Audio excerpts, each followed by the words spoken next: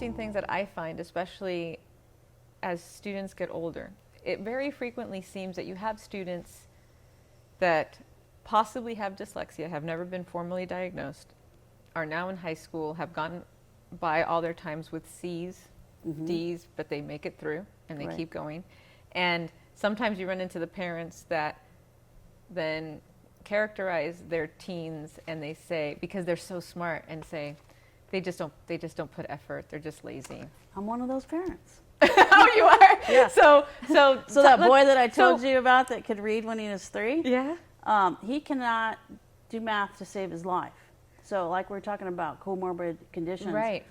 He doesn't have dyslexia, but he was diagnosed with ADHD, and he's got the inattentive type. So that's not the hyperactivity type, but that's the inattentive. So I didn't know. I was just like, okay, whatever. And then when I found out, I was like, oh, well, that's not a big deal. Everybody in my family has that. It's not a big deal. Right. And I still didn't understand how that played into his education. And math was the biggest struggle for him. I didn't even know where to start. This kid, he got in trouble all the time for not getting his math done, not learning. He didn't even know all his times tables. I mean, I was like, you don't even know the basic math facts. And I can't tell you how many weekends he had, his games taken away. He had phones taken away. He was punished for the weekend, not allowed to go here and there.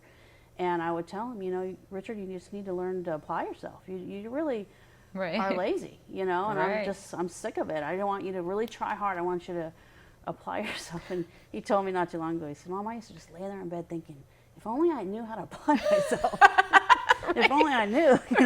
And he said, I just would lay there thinking about that. And he really had no idea. And it wasn't, I was so focused in on everything that was going on with Violet, and hers was so obvious. She wasn't reading.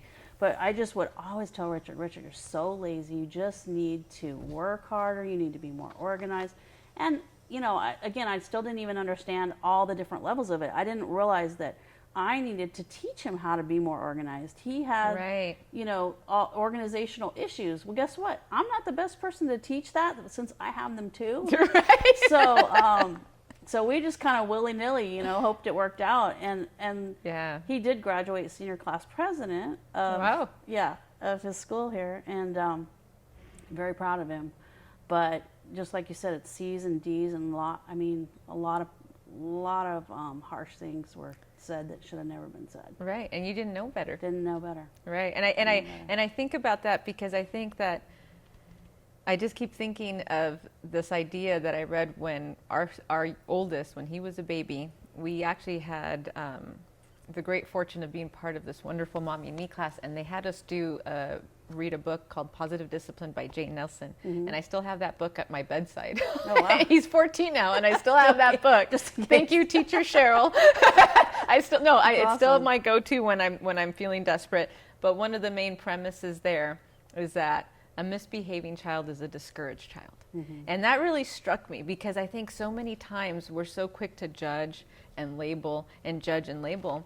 And at the end of the day, I feel like all kids want to succeed. Like no kid wakes up and says, I don't want to be successful today. I want to just go fail everything and have everybody yell at me and have my phone taken away. You don't really set out with those intentions, but it happens. And then you fall into this cycle, and it just keeps happening and happening. And I think that the takeaway here for parents is, if you happen to be in that type of situation, you need to look a little bit deeper and really try to get to the bottom of what is causing this, because the odds are that something's causing this behavior. It's not, your child doesn't just want to get you angry. Right. And that's the one thing that, you know what I mean? Like they don't want to just wake up and get you mad, and they don't want to get yelled at, really. Right. You know? I mean, they spend so much time at school. They definitely want to just go to school and have it be like everybody else. But it's just not. And then when the teachers are passing back those grades, and if someone next to you peers and you got a D, it's embarrassing. The other kid's grade for you,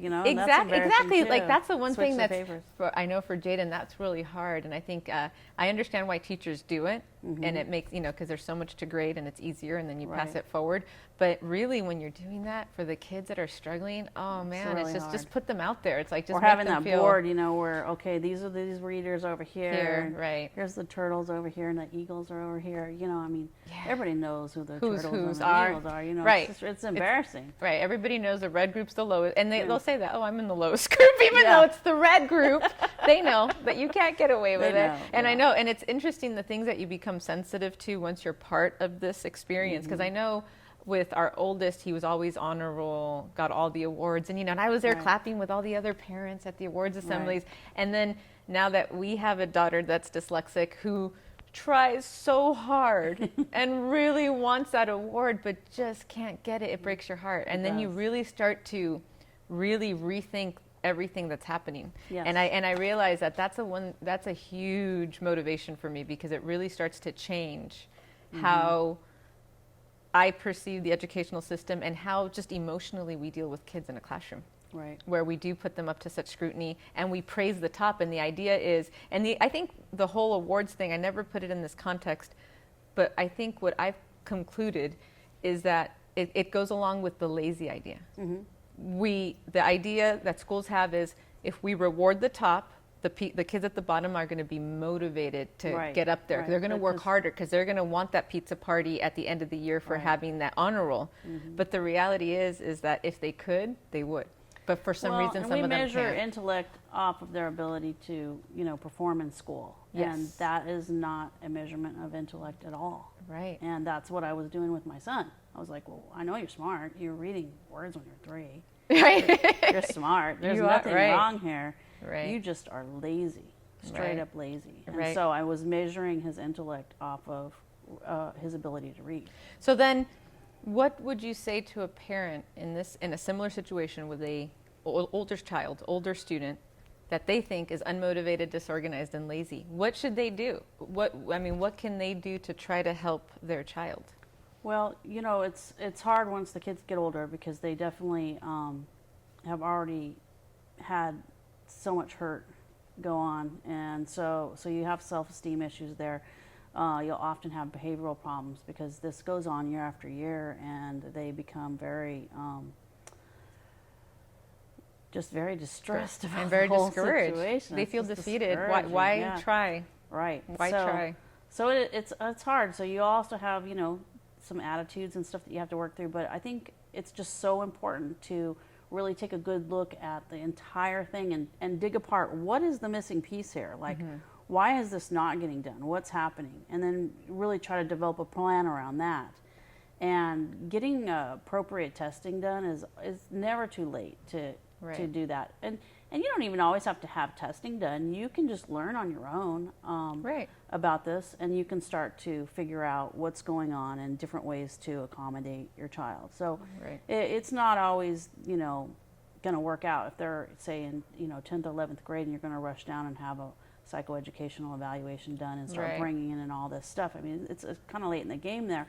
It's never too late to learn to read and spell, but it's really hard to do while you already have a full high school workload going. Right. And the most important thing at that point is to put appropriate accommodations into place. Right. And also to provide assistive technology, because that will make a huge level difference. The playing field. And that's what I was thinking, because once they get to high school, great accommodations are all those books on text, or in audio. So their textbook, they can read along and hear the audio. So if they struggle with reading, that can be, having readers when they take tests, someone that can actually read for them, so that they can really understand and process what the questions are. Or they have those new apps where you take a picture of your test paper or whatever's in front of you, and then it reads it to you. Yeah. So those would be great accommodations for older students that are still struggling. Yep. And all our state tests are set up for audio here in California.